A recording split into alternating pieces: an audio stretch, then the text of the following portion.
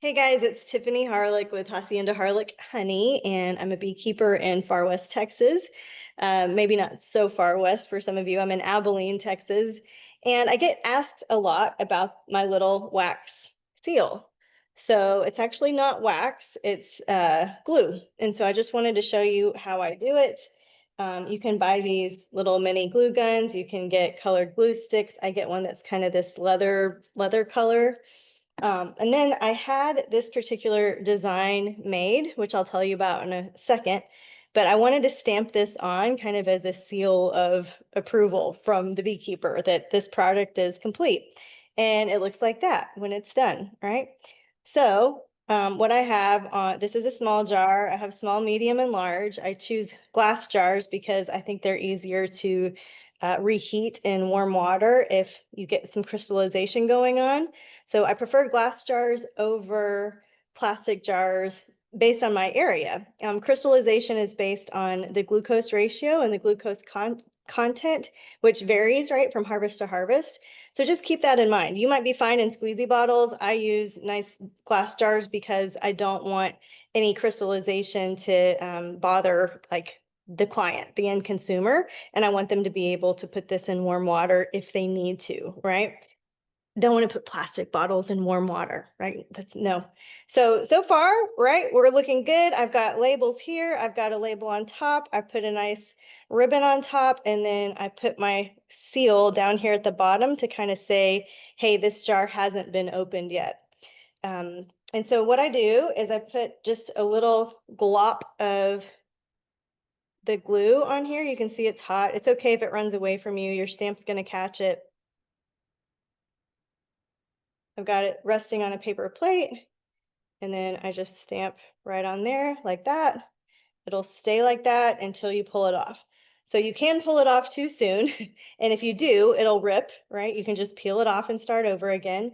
The reason that I am using glue instead of wax, well, a lot of reasons, but the main thing is that, right, wax is going to melt, especially if I'm mailing it in the hot Texas mailing system.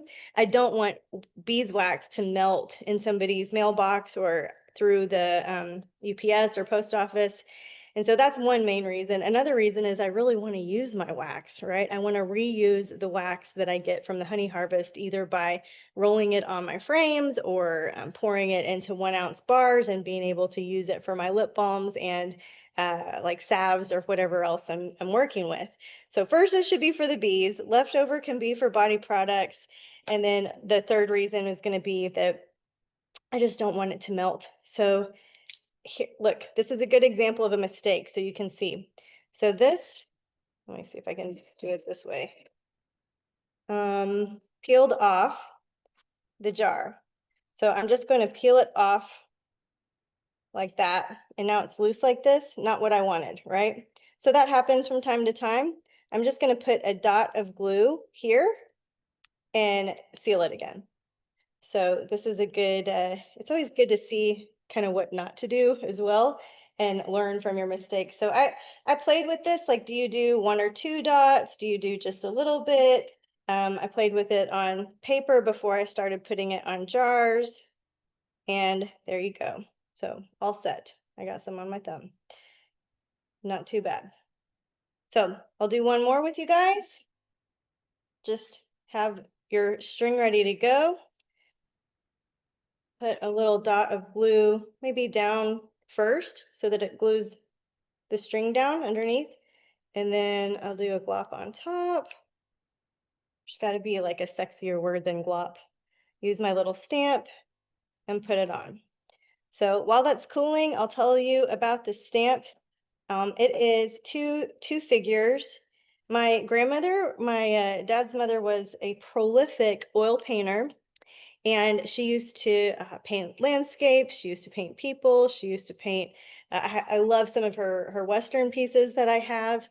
But as an artist, she would sign her name when she was done with the work, right? So there were literally hundreds, maybe thousands of paintings that she never signed because she was just playing or experimenting with or didn't approve of it being like officially done, right? Her signature wasn't on it.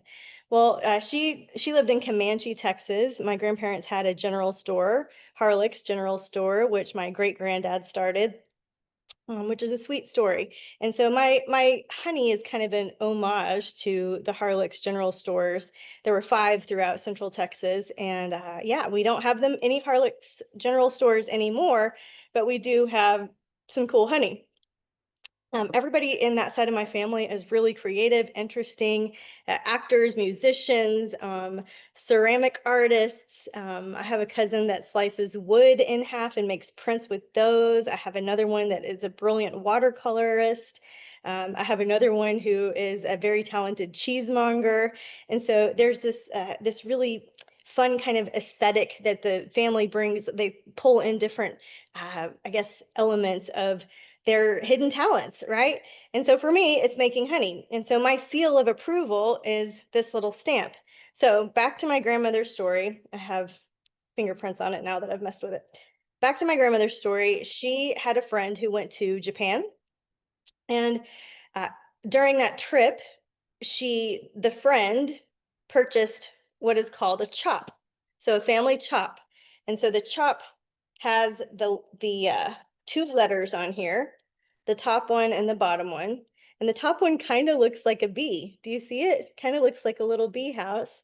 These glyphs, as I understand from the letter that the friend wrote to my grandmother, the glyphs mean spring land, which is kind of honeyish. But when pronounced, get as close to Harlech as you can in Japanese, which is Russian. Harlech is Russian, right? So Harlech means springland with these glyphs. It's my seal of approval when I'm completely done with a jar. I insist on putting this little seal on myself. So if I have help labeling, I always am the one that ends up doing this. I want to inspect the jar. I want to make sure the process is up to my standards, that everything is clear and beautiful and pharmaceutically elegant. And that's my little seal of approval. And I just feel like I'm part of that creative vibe of our family. And I feel like I've just sealed this beautiful poetic jar of honey. So you guys, that's it. I thought some of you guys might enjoy playing around and realizing that it's just a glue gun with colored glue. It's not wax. That part is not as romantic as I would like it for it to be. But hopefully you understand a little bit about why I'm doing it that way, and maybe it gives you some ideas on how to make your honey beautiful too. So that's it for now. Thanks for watching. Again, I'm Tiffany Harlick with Hacienda Harlick Honey and West Texas Beekeepers Guild. Happy beekeeping!